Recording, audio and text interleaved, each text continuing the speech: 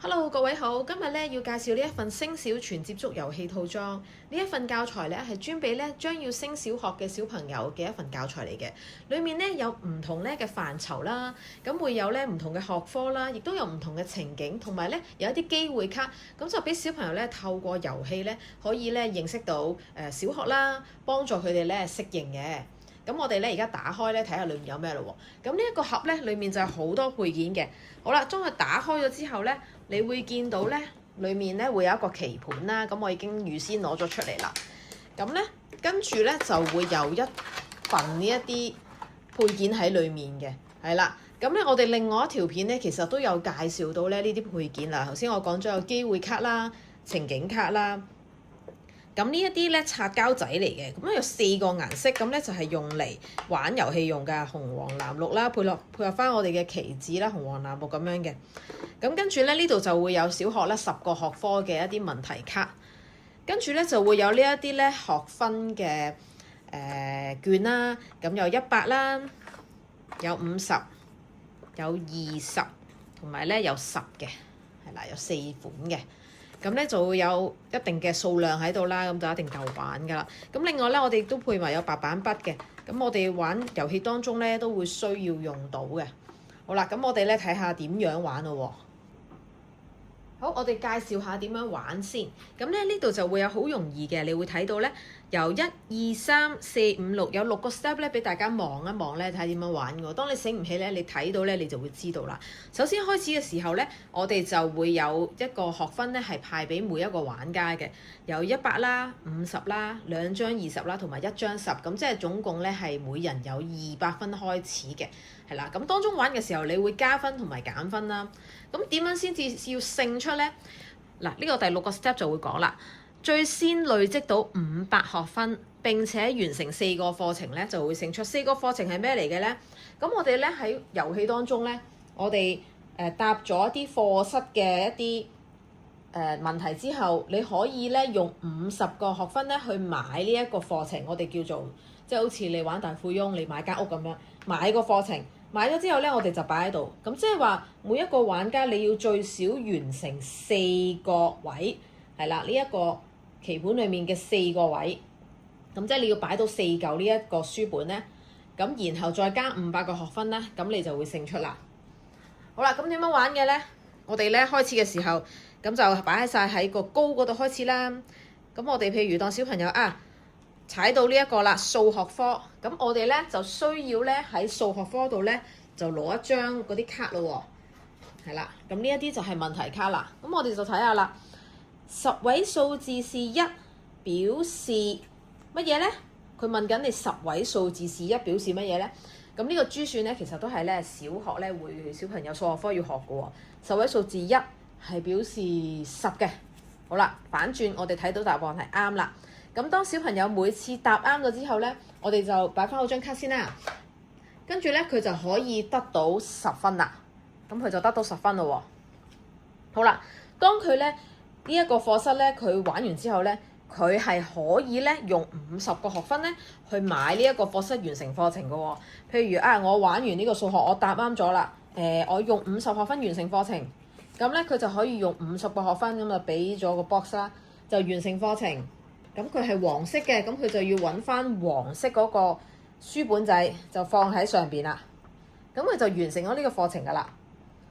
咁當佢咧再踩到呢一個位嘅時候咧，當佢再踏翻落嚟咧，佢係可以自動得到20個學分獎勵嘅，係啦。嗱，呢一個咧就會喺我哋說明書裡面咧，呢一度咧都會講咗喎。其實好簡單嘅，話俾你聽。好啦，當你咧擲色前進答嗰啲課室啦。抽卡就答問題，答啱咧就有10分。如果答錯咗咧，就要減10分。好啦，如果你選擇咧去完成呢個課程咧，你就要減50啦。咁可能你會話啦，嘿，咁我每一次去每一個課室，咁我完成4個，咁咪好快咪會贏咯？咁你就錯啦，因為咧我哋一路玩嘅時候咧，如果你唔去賺取多啲學分，而你好快地就買晒啲課程咧，你有機會咧最後會變到負數㗎，咁你就會輸啦。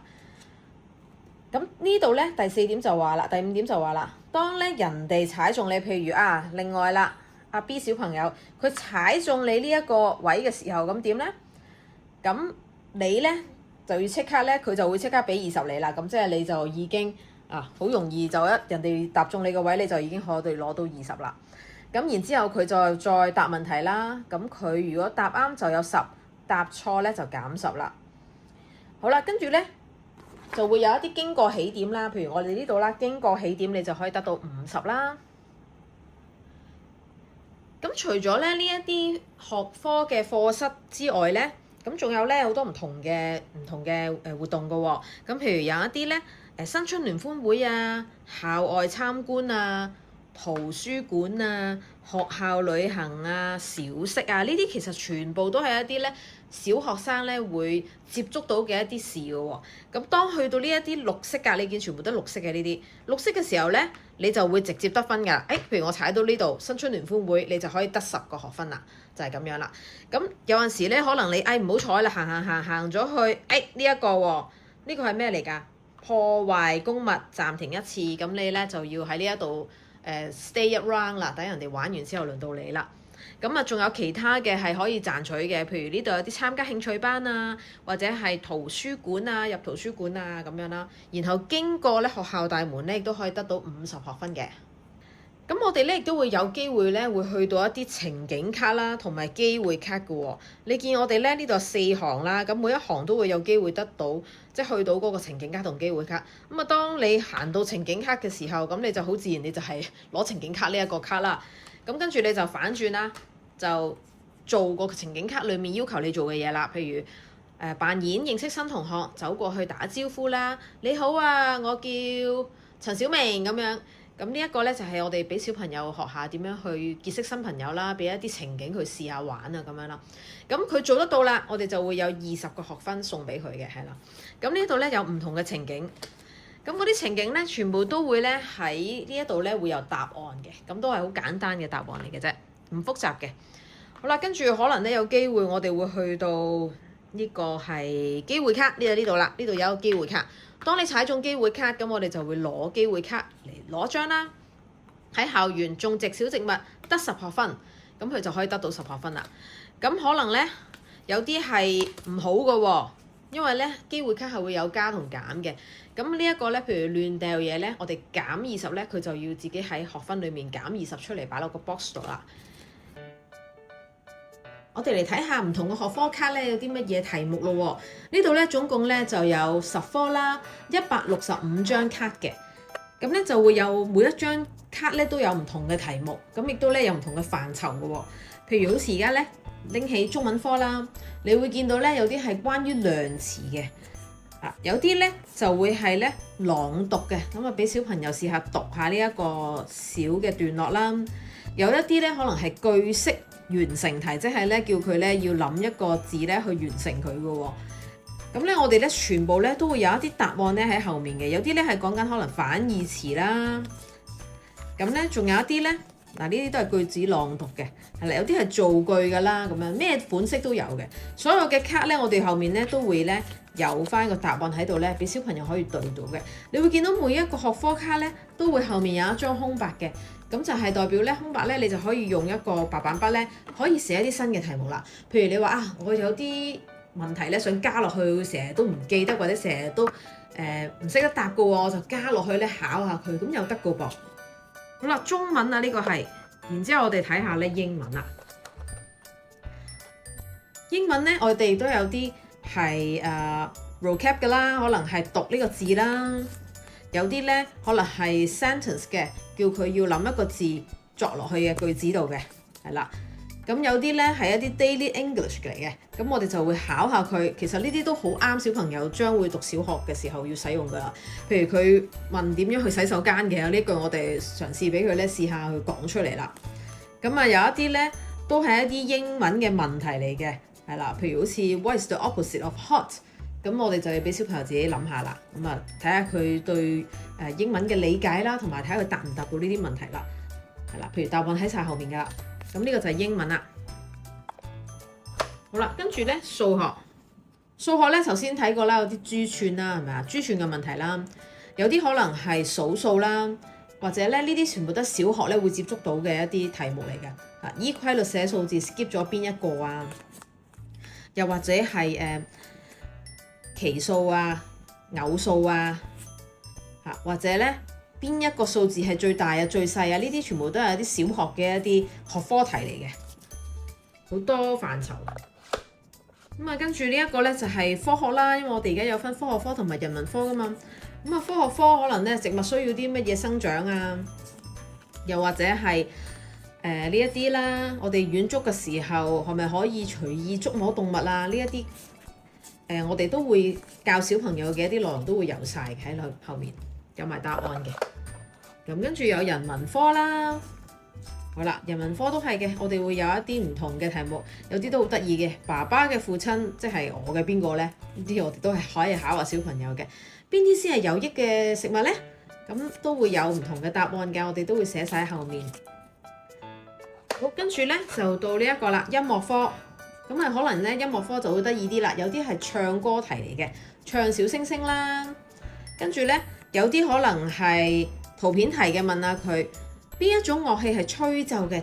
笛子還是搖鼓咧？呢一啲題目啦，幼稚園其實都有教，有啲小朋友都已經係掌握到噶啦。呢一個 sofa name 啦，究竟係少咗邊一個音呢？係啦，咁呢一啲嘅樂器嘅聲音，邊一個低沉？或者係有啲題目係邊個高音嘅？咁我哋都可以考下小朋友。好啦，視覺藝術題啦，哇！呢一個呢。真係有啲大人都唔識答㗎，紅色加黃色會變成咩色啊？咁呢一個呢，其實我哋會講一下三原色啦。咁啊，或者邊兩隻顏色混合會變成綠色啊？或者呢，我哋有啲題目呢係俾個圖畫嘅問嘅。梵高嘅星夜啦，我哋係講緊呢個冷暖色啦。我哋小學都會教呢啲嘅，我哋都會提前同小朋友呢去認識下資訊科技啦。簡單啲啦，呢啲佢哋應該好叻嘅。呢一個係咩嚟嘅呢？